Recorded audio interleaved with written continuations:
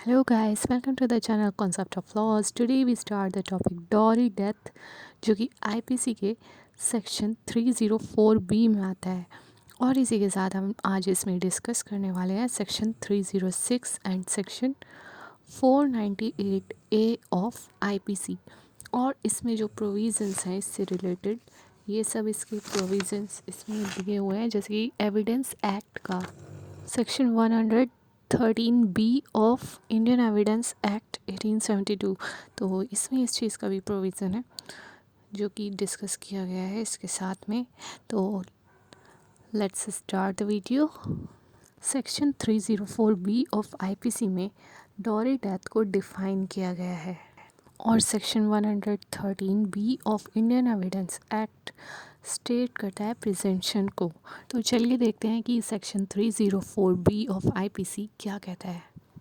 इसमें कहा गया है कि अगर कोई वुमेन अपने जो मैरिज के 7 इयर्स के अंदर अगर वो मर जाती है, किस चीज़ से मरती है, जैसे कि बर्न या फिर बॉडीली इंजरी हो, यहाँ पर ये बात रिवील्ड हो जाए कि मतलब कि उसके डेथ से पहले जब उसकी मैरिज हुई तो ये बात एक्सपोज हो जाए कि उसके साथ क्रुएल्टी और हरासमेंट किया गया था, कि मतलब बाय हर हस्बैंड और any other relative of the husband, मतलब कि या तो उसका हस्बैंड और या फिर उसके जो फैमिली मेम्बर्स हैं, इन लॉज हैं, हस्बैंड के जो फैमिली मेम्बर्स हैं, वो सब क्या क्या करते थे उस पर क्रुएल्टी हरासमेंट किस लिए करते थे कि वो डिमांड करते थे डॉरी, उससे दहेज की वो डिमांड किया करते थे। तो यहाँ पर जो इस वेमेन की डेथ हुई है तो इसको क्या माना जाएगा, इसको माना जाएगा डॉरी डेथ।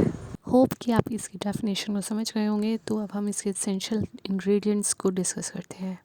फर्स्ट है कि अगर जैसे ही उसकी डेथ हुई है तो उसका कॉज होना चाहिए बर्न या फिर बॉडीली इंजरी, या तो उसको बॉडीली इंजरी हुई हो या फिर उसको जलाया गया हो या फिर एनी अदर सर्कमस्टेंसेस। सेकेंडली, इसको डॉरी डेथ कब माना जाएगा, अगर कि जैसे कि किसी की शादी हुई है और उसके 7 इयर्स के अंदर अंदर ऐसा कुछ होता है, किसी वेमेन की डेथ होती है, तो उसको डॉरी डेथ माना जाएगा। मतलब कि विद इन 7 इयर्स होने चाहिए, with in 7 years of marriage. Thirdly, यहाँ पर इस बात को रिवील्ड कर देना मतलब ज़रूरी है कि उसका जो हस्बैंड था और उसके जो रिलेटिव्स थे वो उस पर क्या करते थे, क्रुएल्टी और हरासमेंट। फोर्थली, और ये जो क्रुएल्टी और हरासमेंट है ये किस चीज़ के ऊपर किया जा रहा है, उस पर किस चीज़ पर किया जा रहा होना चाहिए, डिमांड फॉर डॉरी, कि वो डॉरी की डिमांड उससे कर रहे थे, इस वजह से उस पर क्रुएल्टी और हरासमेंट ये सब वो टॉर्चर करते थे उसको।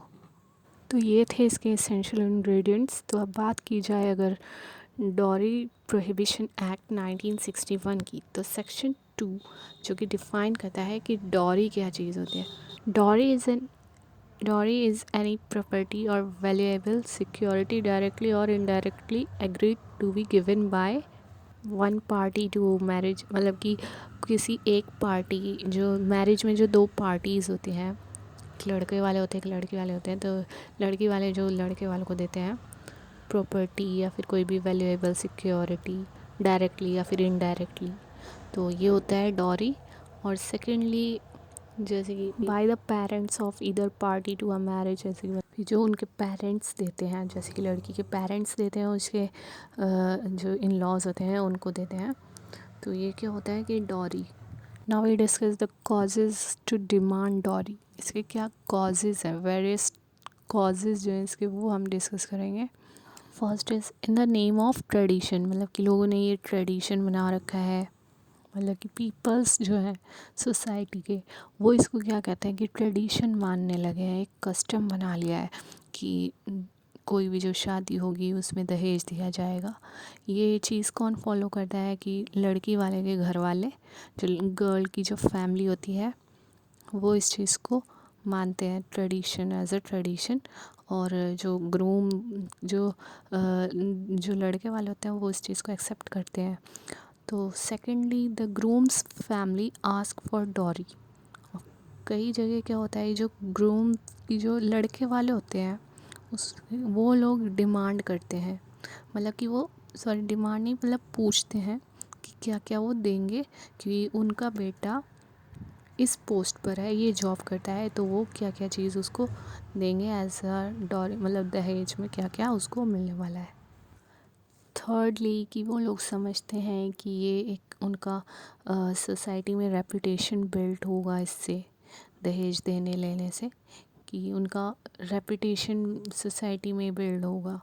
कि मतलब आजकल तो क्या होने लगा है कि लोग आपस में कंपेयर करने लगे, कंपैरिजन करने लगे हैं कि उसको इतना मिला है और उसको उन लोगों ने तो यार इतना दिया है, मतलब कि बहुत कुछ दिया है और इतना अच्छा ये वो, मतलब you know what I am saying. Fourthly illiteracy. अब जैसे कि कुछ अंडर डेवलप्ड एरियाज़ हैं, वहाँ पर क्या है कि लिटरेसी रेट काफ़ी लेस है, वेरी लेस है, और जो पीपल्स हैं वो अनअवेयर हैं लॉज से relating to dowry. Nowadays जो मतलब कि डेवलप्ड एरियाज़ हैं, आजकल तो ये ट्रेडिशन ही हो गया है कि आजकल क्या काफ़ी टाइम से ये चल रहा है कि दहेज लेना देना, तो ये क्या हो जाता है, काफ़ी डिफ़िकल्ट हो जाता है लॉज को समझना। सो गाइस, एक चीज़ मैं आपको बताना भूल गई थी।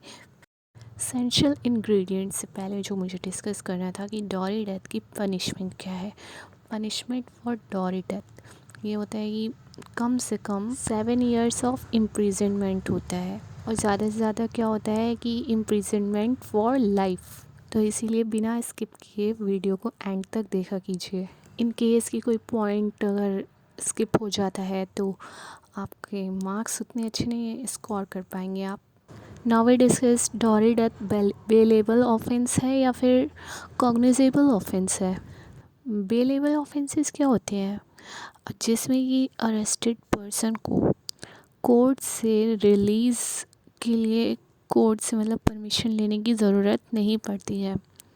तो यहाँ पर क्या होता है कि जो अरेस्टेड पर्सन है वो जो ज़रूरी चीज़ें हैं उसको, नेसेसरी रिक्वायरमेंट्स हैं उसको फुलफ़िल कर देता है और रिलीज़ हो जाता है, ठीक है। उसमें क्या होता है कि पुलिस भी उसको मना नहीं कर सकती है, क्योंकि उसने जो नेसेसरी रिक्वायरमेंट्स थी उसको फुलफ़िल कर दिया है, तो उसको रिलीज़ कर दिया जाएगा। कॉग्निजेबल ऑफेंसेस क्या होते हैं, जिसमें कि पुलिस को ये अथॉरिटी होती है कि वो जो किसी भी पर्सन को विदाउट वारंट वो अरेस्ट कर सकते हैं। साथ ही उनको ये भी अथॉरिटी होती है कि वो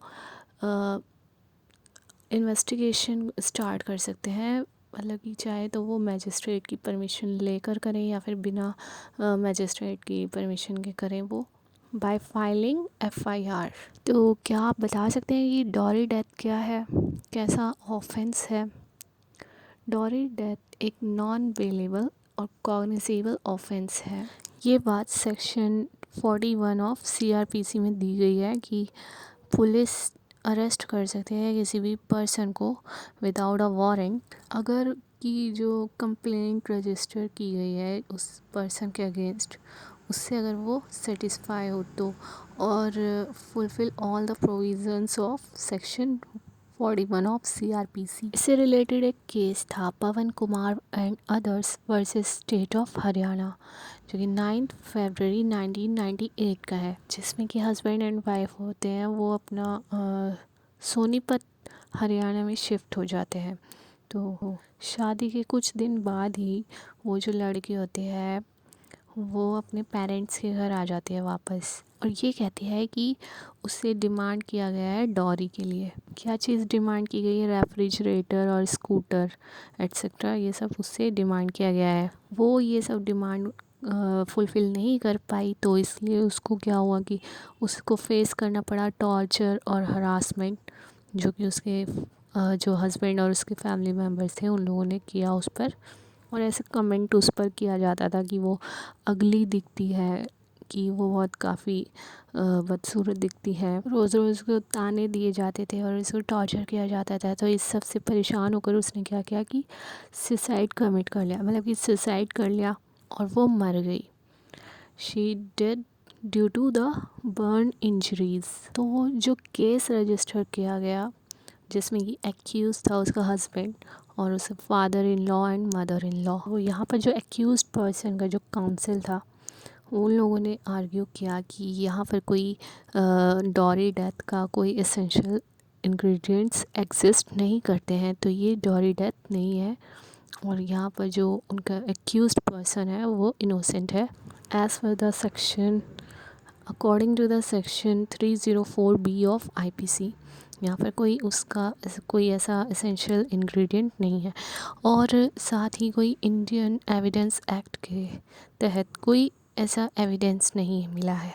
बट ये चीज़ यहाँ पर रिवील्ड हुई है कि जो डिकीज थे, वो लड़की जो थी उसको टॉर्चर किया, उसको क्रुएल्टी और हरासमेंट ये सब फेस करना पड़ा डॉरी की डिमांड के लिए, कि वो लोग डॉरी के लिए डिमांड करते थे। तो कोर्ट ने इसमें ये कहा, ये बात इसमें हेल्ड की कि demand for dowry itself is an offence. जो कि डॉरी के लिए डिमांड किया जाता है वो खुद ही एक ऑफेंस है अंडर सेक्शन 304B और एक्यूज्ड को गिल्टी माना गया इस सेक्शन के तहत।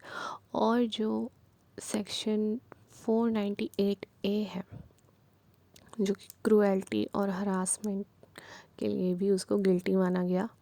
और कि सेक्शन जो 304B है उसके तहत उसको 7 इयर्स की रिगरस इम्प्रिजनमेंट हुई और फाइन।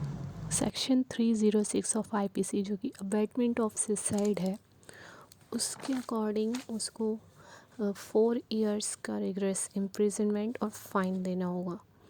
और साथ ही सेक्शन 498A है जो कि बात करता है क्रुएल्टी की, तो इसमें इसको 2 इयर्स का रिगरस इम्प्रिजनमेंट और फाइन देना होगा। सो गाइस, इसी के साथ डॉरी डेथ के इस टॉपिक का एंड होता है।